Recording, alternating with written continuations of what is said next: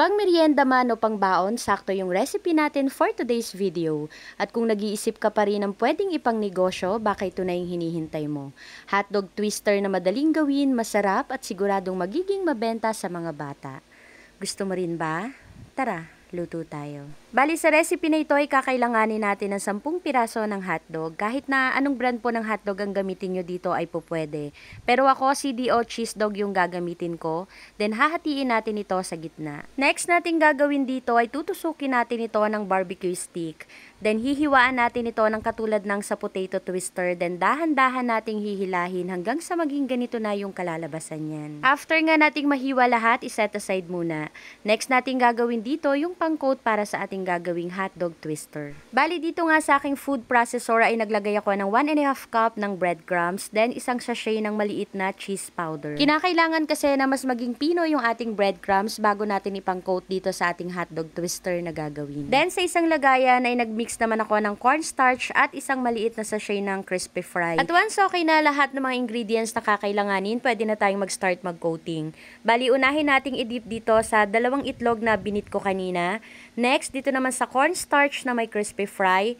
At ibalik uli natin dito sa egg. At last, dito naman sa breadcrumbs na nilagyan natin ng cheese powder. Mas magiging maganda kasi yung outcome ng ating hotdog twister once na nag-double coating tayo. Gawin lang natin ito sa lahat hanggang sa matapos, then pwede na tayong mag-start magluto. At sa pagluluto naman nito ay katamtamang lakas lang ng apoy yung gamit ko para hindi ka agad masunog yung ating niluluto. At once na nag-golden brown na nga yan, pwede na nating ahunin. Mabilis lang din pala itong maluto kaya hindi tayo mahihirapan. At dahil hindi nga ito nakalubog sa mantika, bali-balik rin lang natin para maluto naman yung kabilang side. At ganun lang kadali, may masarap na tayong merienda na pwedeng ipang negosyo. At bago nga natin ito i-serve, lagyan pa natin ito ng mayo and ketchup para mas lalong sumarap. Gusto mo rin ba? Tara, kain tayo. Hello everyone! For today's video, isang napakasarap na merienda uli ang ating ginawa ngayon. At itong merienda na to ay pwede uli nating ipang negosyo. Yung costing ng mga ingredients na ginamit ko at kung magkano to pwedeng ibenta, ilalagay ko na lang po sa dulo ng aking video. Kung may potato twister, pwede rin tayong gumawa sa hotdog. So ito naman ay hotdog twister. Kasi yung paraan ng paggawa natin nito ay katulad din doon sa potato twister. At last time nakagawa na rin pala ako ng ganun.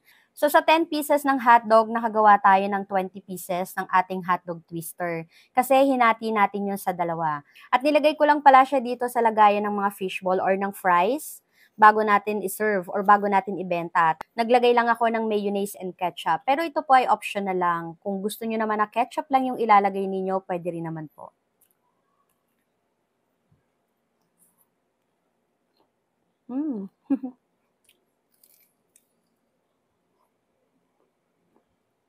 Ang sarap.